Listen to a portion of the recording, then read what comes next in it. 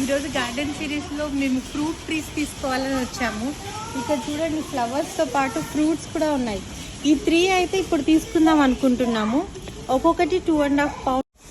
ఇవైతే మాకు ఒక్కొక్కటి 2.5 pounds పడ్డాయి. కానీ ఇక్కడ యాపిల్ ట్రీస్లో 3 varieties of apple trees, plum trees, green apples trees ఉన్నాయి. మేమైతే ఒక ప్లమ్ ట్రీ, ఒక యాపిల్ ట్రీ తీసుకున్నాము.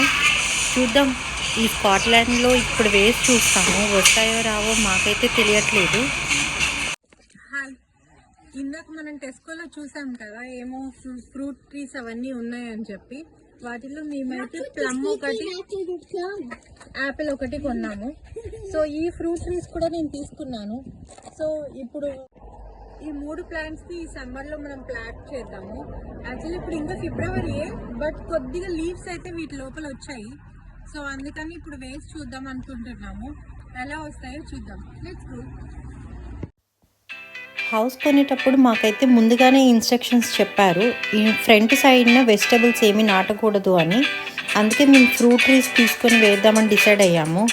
సో మా హస్బెండ్ అయితే దానికోసం ఫ్రంట్ ఉన్న ఒక చిన్న ఎండిపోయిందనమాట ఒక ట్రీ, దాన్ని తీసేశారు.